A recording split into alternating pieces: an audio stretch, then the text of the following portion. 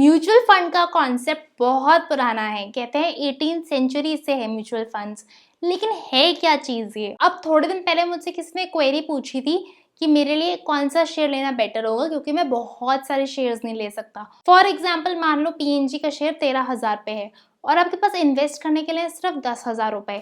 आप अगर वो शेयर लेना चाहते हो तो आप नहीं ले सकते। और मान लो उसी तरीके के आप और भी बहुत सारे स्टॉक्स लेना चाहोगे, क्योंकि अगर आप एक ही शेयर में इन्वेस्ट करोगे कोई पता नहीं है, थोड़ा आपको अपना पोर्टफोलियो डाइवर्सिफाई करना पड़ेगा। तो मान लो आप 10 से 15 अलग अलग स्टॉक्स लेना चाहते हो जिनकी टोटल वैल्यू आ रही है 1 लाख रुपए, लेकिन आपके पास इन्वेस्ट करने के लिए थे सिर्फ 10,000 रुपए। अगर आप जैसे 10 लोग मिलकर उसमें इन्वेस्ट करें तो मतलब सब लोग 10-10 हजार रुपए लगाओ, मिलके पोर्टफोलियो बनाओ और जो भी फायदा हो सब डिवाइड कर लो। तो इसी तरीके से कुछ म्यूचुअल फंड्स का कॉन्सेप्ट है। एड्रियान वॉन केटविच नाम का एक डच मर्चेंट था जिसने यही आइडिया लगाया और अपना पहला म्यूचुअल फंड बनाया 1774 में। उसके बाद से ये म्यूचुअल फंड का कॉन्सेप्ट ग्लोबली तो फेमस होने लग गया, बट इंडिया में 1960s में जाके पहली बार म्यूचुअल फंड्स का कॉन्सेप्ट आया था यूनिट ट्रस्ट ऑफ इंडिया के नाम से, और ये पार्लियामेंट के एक्ट से आया था और कम्प्लीटली आरबीआई के अंडर था। उस टाइम तक कोई और अपना म्यूचुअल फंड नहीं निकाल सकता था। उसके बाद 1987 में जाकर जितने भी पब्लिक सेक्टर बैंक्स है, एलआईसी है, जीआईसी है, ये लोग म्यूचुअल फंड्स में एंटर करने लग गए। एंड 1993 में जब प्राइवेटाइजेशन पे इंडिया का काफी ज्यादा फोकस था, उस टाइम पे प्राइवेट सेक्टर्स को भी अलाउ किया म्यूचुअल फंड्स में एंटर करना। लेकिन जैसे ही प्राइवेट सेक्टर्स ने एंटर किया, साथ के साथ हमें जरूरत है एक रेगुलेटरी बॉडी की जो मॉनिटर कर सके म्यूचुअल फंड्स में क्या चल रहा है, ताकि इंडिया की जनता को धोखा ना दिया जा सके। तो ये रेगुलेटरी बॉडी का नाम है सेबी, जो बेसिकली म्यूचुअल फंड से रिलेटेड सारी चीजों को गवर्न करता है। अब अच्छी रेगुलेशंस भी आ गई, प्राइवेट सेक्टर भी आ गया और समहाउ जो एसेट्स मैनेज किए थे उनके अंदर काफी अच्छी ग्रोथ भी आ गई। तो इस तरीके से म्यूचुअल फंड इंडस्ट्री ग्रो होती गई। तो एसेंशियली बहुत सारे इन्वेस्टर्स जिनका कॉमन गोल हो, याद रखना कॉमन गोल, आपका एक ही मोटिव होना चाहिए आपके पैसे को लेकर। जैसे हो सकता है कुछ इन्वेस्टर्स काफ़ी रिस्की फंड्स में इन्वेस्ट करना चाहते हो, वहीं कुछ इन्वेस्टर्स काफ़ी सेफ फंड्स में इन्वेस्ट करना चाहते हो, depending on their profile and their goals. बहुत सारे ऐसे इन्वेस्टर्स ना अपना पैसा पूल इन करते हैं। वो जो पैसा इकट्ठा होता है वो एक कंपनी करती है जिसको बोलते हैं एसेट मैनेजमेंट कंपनी या एएमसी। उसके पास सारा का सारा पूल इकट्ठा हो जाता है, फिर वहाँ पे जो मैनेजर्स होते हैं, फंड मैनेजर्स, वो उसको एलोकेट करते हैं डिफरेंट इंस्ट्रूमेंट्स में। सिर्फ स्टॉक्स ही नहीं, देखो इक्विटी में इन्वेस्ट होता है, ये सब लोगों को पता है, लेकिन उसके साथ साथ और भी इंस्ट्रूमेंट्स में म्यूचुअल फंड का पैसा जा सकता है। बहुत सारे डेट म्यूचुअल फंड्स भी होते हैं, हाइब्रिड म्यूचुअल फंड्स भी होते हैं। डिपेंडिंग ऑन योर प्रोफाइल आप चूज कर सकते हो कौन सा म्यूचुअल फंड आपके लिए सही रहेगा। और इन सभी म्यूचुअल फंड्स के बारे में डिटेल्स में ना मैं नेक्स्ट वीडियो में बात करूंगी। तो क्या म्यूचुअल फंड्स में इन्वेस्ट करना सही है या नहीं, मैंने आपके लिए एक छोटा सा एनालिसिस निकाला है, मैं आपको अपनी स्क्रीन पे दिखाती हूँ। तो इसमें मैंने जितने भी इक्विटी म्यूचुअल फंड्स है अलग अलग टाइप के लेके सारे इकट्ठे कर लिए हैं एक ही उसमें। उन सब में मैंने चेक किया है कि क्या क्या रिटर्न आया है।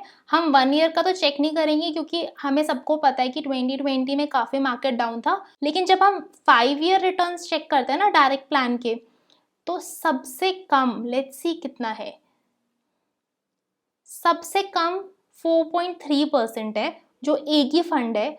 उसके बाद आप देखोगे तो सारे के सारे फंड्स उससे तो ज़्यादा ही है। एंड आपको जो एक सेविंग्स अकाउंट में मिलेगा ना पैसा, उससे तो ज़्यादा ही मिल रहा है, एज सच आपका नुकसान नहीं हो रहा। 3 ईयर रिटर्न्स में भी हम एक बार चेक कर लेते हैं। देखिए यहाँ पे भी जो 2 ही फंड्स में नुकसान हुआ है 3 ईयर्स में, वो भी बहुत ही माइनर सा। हम पास्ट ट्रेंड्स को एक पहला फायदा समझ सकते हैं। इनफैक्ट लोग कहते हैं कि अगर आप 6-7 साल के लिए म्यूचुअल फंड्स में पैसा लगाने को तैयार हो तो there is a good chance कि आपका पैसा सेफ रहेगा और ग्रो ही होगा। Now let's talk about second advantage. देखो वो जो म्यूचुअल फंड्स होते हैं ना, वो प्रोफेशनल्स मैनेज करते हैं जिनको स्टॉक मार्केट की या जहाँ पे वो इन्वेस्ट कर रहे हैं उस मार्केट की अच्छे से समझ है। देखो उनका ये फुल टाइम जॉब है, तो वो उस चीज़ पे पूरा ध्यान देते हैं, उनको मार्केट की खबर रहती है, वो एक्शन सोच समझ के लेते हैं और उनको हमसे कई ज़्यादा एनालिसिस आते हैं। सो बेसिकली प्रोफेशनल्स के हाथ में अगर आपकी इन्वेस्टमेंट है, it should be safe enough. तीसरा फायदा है रिस्क डाइवर्सिफिकेशन।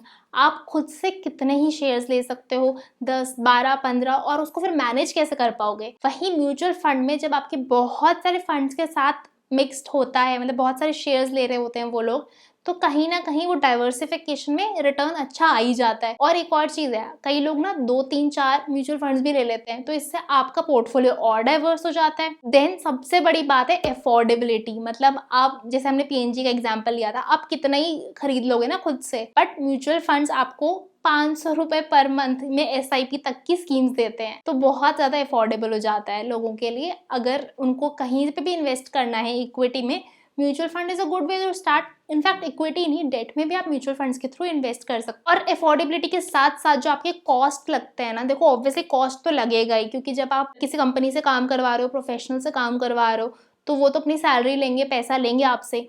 लेकिन क्योंकि इतने सारे लोग इन्वेस्ट करते हैं ना म्यूचुअल फंड्स में, तो इसकी वजह से पर पर्सन कॉस्ट बहुत ही कम पड़ता है। वहीं अगर आप अपने लिए एक प्रोफेशनल रखने जाओ तो you can imagine the amount of cost that you are going to bear. उसके साथ साथ एक ELSS करके म्यूचुअल फंड होता है, इक्विटी लिंक्ड सेविंग स्कीम, जिसमें सेक्शन 80C के अंडर आपको इनकम टैक्स में भी टैक्स रिबेट मिलता है। तो मतलब जरूरी नहीं आप सेविंग स्कीम्स के लिए वो गंदे गंदे इंश्योरेंस प्लान लो जिनमें आपको फालतू के पैसे भरने पड़ते हैं। You can invest in mutual funds also. Then mutual funds काफी ज्यादा लिक्विड होते हैं, मतलब जैसे आपने इन्वेस्ट किया ना, आपको बहुत ही जल्दी अपना पैसा मिल जाएगा 2 3 दिन के अंदर अंदर, वर्किंग डेज में। एंड वहीं आप लैंड बेचने की कोशिश कर लो, महीनों महीनों लग जाते हैं। अगर आपको कहीं ऐसी जगह पे इन्वेस्ट करना है जहां आपको हाईली लिक्विड मनी चाहिए, तो ये एक अच्छा ऑप्शन हो सकता है। उसके साथ साथ जो म्यूचुअल फंड मार्केट है ना, that is very well regulated. जैसे हमने बात की, सेबी रेगुलेट करता है मार्केट को, तो काफी सारे नॉर्म्स रूल्स बना रखे हैं। लेकिन ध्यान रखना, सेबी रजिस्टर्ड डिस्ट्रीब्यूटर से ही लेना अगर आप रेगुलर प्लान ले रहे हो तो, वरना आप डायरेक्ट प्लान भी ले सकते हो। इसके साथ साथ कुछ डिसएडवांटेजेस भी हो सकते हैं म्यूचुअल फंड्स में, जैसे कि म्यूचुअल फंड्स अगेन बहुत ज़्यादा रेगुलेटेड है, तो उनको अपना पैसा वो होल्ड नहीं कर सकते बहुत ज़्यादा टाइम तक, दे हैव टू इन्वेस्ट। तो कई बार ऐसा होता है कि लोग इन्वेस्ट कर रहे हैं, मार्केट हाई है, फिर भी उनको इन्वेस्ट करना पड़ेगा। वहीं अगर लोग निकाल रहे हैं इस टाइम पे पैसा और मार्केट गिरी हुई है, तो भी उनको निकालना ही पड़ेगा, they don't have any option अगर कस्टमर्स पैसा मांग रहे हैं तो। लेकिन SIP के थ्रू ना ये प्रॉब्लम काफी हद तक सॉल्व हो जाती है।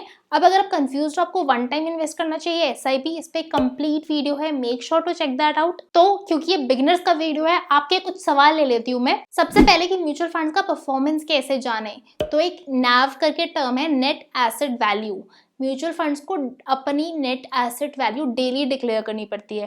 तो जैसे मान लो एक म्यूचुअल फंड है जो स्टॉक्स में इन्वेस्टेड है, तो उन स्टॉक्स की पर्टिकुलर मार्केट वैल्यू रोज चेंज होती रहती है, आपको पता है ये स्टॉक्स ऊपर नीचे जाते रहते हैं। तो एंड ऑफ द डे पे जो वैल्यू है, उन वैल्यू के हिसाब से म्यूचुअल फंड्स अपना NAV डिक्लेयर करता है ऑन रेगुलर बेसिस।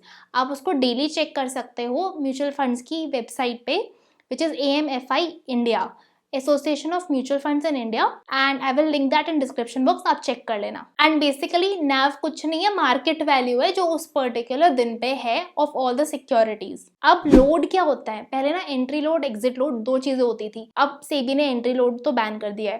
एंट्री मतलब जब आप म्यूचुअल फंड ले रहे हो उस टाइम पे आपको कुछ चार्जेस बियर करने पड़ेंगे, एग्जिट मतलब जब उससे निकल रहे हो, तो हो सकता है कुछ 1% टाइप्स आपको एग्जिट लोड देना पड़े कुछ म्यूचुअल फंड्स में, वो आप चेक कर लेना while purchasing a mutual fund. लेकिन अगर कोई फंड काफी अच्छा है ना, तो सिर्फ थोड़ा सा लोड होने के चक्कर में उसको मत छोड़ देना। एक्सपेंस रेशियो क्या होता है, तो ऑब्वियस ही बात है, आप जब AMC से म्यूचुअल फंड ले रहे हो, उनके खुद के बहुत सारे खर्चे होते हैं, ठीक है। सेबी ने सारे के सारे खर्चे डिफाइन कर रखे हैं, मैं आपको एक डॉक्यूमेंट का लिंक दे दूंगी, क्योंकि वो ना एक पर्टिकुलर लिमिट से ऊपर भी नहीं जा सकते। तो वो सारे के सारे जो खर्चे होते हैं वो कितना परसेंटेज है ऑफ द टोटल अमाउंट, मतलब कि जैसे कि मान लो आपने म्यूचुअल फंड में 100 रुपए इन्वेस्ट किए, ठीक है, तो 100 रुपए में से 2 रुपए वो खर्चे के लिए लगा रहे हैं, और बाकी जो 98 रुपीज है ना, वो एक्चुअल इन्वेस्टमेंट में जा रहा है।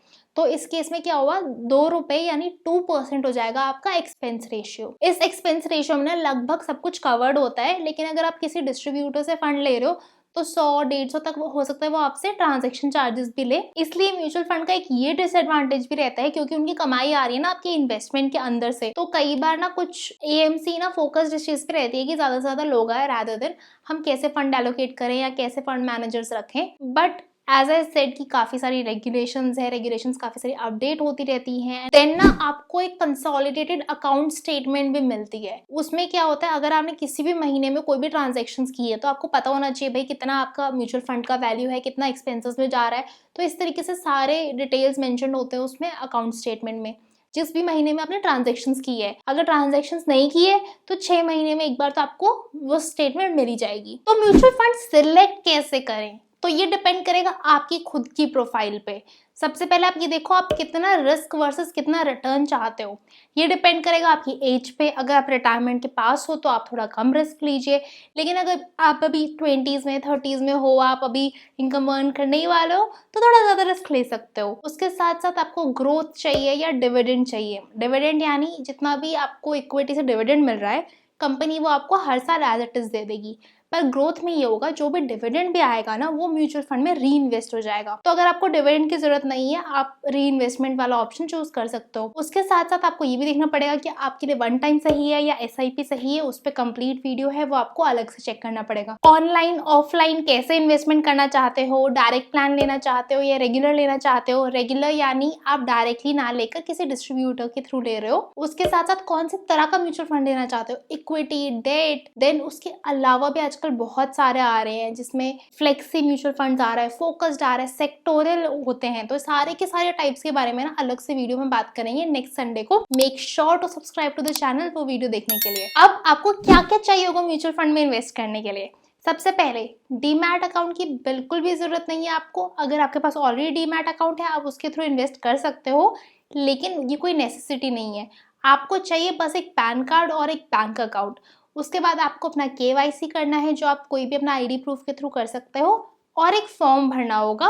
That's it. बहुत सिंपल ही प्रोसेस होता है। जैसा मैंने पहले मेंशन किया, आप डायरेक्ट भी ले सकते हो या रेगुलर प्लान भी ले सकते हो। रेगुलर यानी आप डिस्ट्रीब्यूटर्स के थ्रू। सबसे जरूरी चीज, आप जब म्यूचुअल फंड ले रहे हो ना, आपने फाइनल कर लिया बहुत सारे देख के, उनकी ऑफर डॉक्यूमेंट जरूर ध्यान से पढ़ लेना। ऑलमोस्ट सारी चीजें मेंशन्ड होती है, जैसे कि कितना रिस्क रहेगा, क्या उसका पास्ट परफॉर्मेंस रहा है, क्या ट्रैक रिकॉर्ड रहा है, कोई लोड है नहीं है। जितनी भी इन्फॉर्मेशन आपको चाहिए होगी ऑलमोस्ट सारी की सारी आपको ऑफर डॉक्यूमेंट में मिल जाएगी। तो मेक श्योर उसको आप ध्यान से पढ़ लो। उसके साथ साथ जैसे ही आपने म्यूचुअल फंड ले लिया है, सारी फॉर्मेलिटीज खत्म हो गई है, 5 दिन के अंदर अंदर आपको AMC स्टेटमेंट ऑफ अकाउंट भेज देगी, और आपको फोन पे, ईमेल पे, इन पे भी पता चल जाएगा कि आपने कितने यूनिट्स खरीद लिए म्यूचुअल फंड्स के। मतलब आप संभाल के रखना वो वाली ईमेल, ऑब्वियसली आपका एसेट है। अब कुछ लोग ये पूछते हैं, यार हमें पता नहीं म्यूचुअल फंड कुछ चेंजेस कर दे, अपने एसेट में किसी और एसेट में एलोकेट करने लग जाए, ऐसा कुछ कर सकते हैं? तो देखो वो कर सकते हैं, क्योंकि फंड मैनेजर्स ना, उनको पता है हमसे ज्यादा कि भाई अभी क्या कहाँ इन्वेस्ट करना सही है। अगर थोड़ा बहुत एसेट में चेंज करना पड़े एक बार के लिए तो वो कर सकते हैं। लेकिन अगर कोई भी ऐसा मेजर चेंज करेंगे या परमानेंट चेंज करेंगे जिससे ऑब्वियसली इम्पैक्ट होगा आपकी इन्वेस्टमेंट पे, इन दैट केस वो आपको ऑप्शन भी देते हैं, आप बिना किसी एग्जिट लोड के म्यूचुअल फंड छोड़ सकते हो। उसके साथ साथ ना हर म्यूचुअल फंड को एक स्कीम इन्फॉर्मेशन डॉक्यूमेंट होती है, वो हर साल अपडेट करनी होती है, तो आप वो भी चेक कर सकते हो। उसके अलावा ज्यादातर आजकल म्यूचुअल फंड्स ना ईमेल्स करते ही रहते हैं, तो you will come to know अगर कोई थोड़े बहुत चेंजेस कर भी रहे हैं तो। अगर म्यूचुअल फंड बंद हो जाए, तो ये बहुत लोगों का डाउट होता है, कोई कंपनी वाइंड अप होना चाहती है तो जो भी उस टाइम पे NAV होगा, नेट एसेट वैल्यू होगा, उसके हिसाब से आपको अमाउंट मिल जाएगा at that particular situation. Obviously expenses वगैरह निकाल के that they are suppose to do, and they will have to mention कि भाई क्यों वाइंड अप कर रहे हैं। ये सब चीजें आपको बतानी पड़ेगी, ऐसा नहीं कि एकदम पैसे लेके गायब हो गए। और अपडेटेड रहने के लिए आप मेरे टेलीग्राम चैनल को नीचे डिस्क्रिप्शन में लिंक दिया है, जरूर फॉलो कर लेना, और वीडियो को जरूर लाइक कर देना यार, इतनी सारी इन्फॉर्मेशन दी है। अगर बाई चांस किसी को लगे कि मैं बहुत ज़्यादा जल्दी बोल रही हूँ तो प्लीज़ थोड़ी कम स्पीड पे सुन लो या फिर सबटाइटल्स यूज़ कर लो।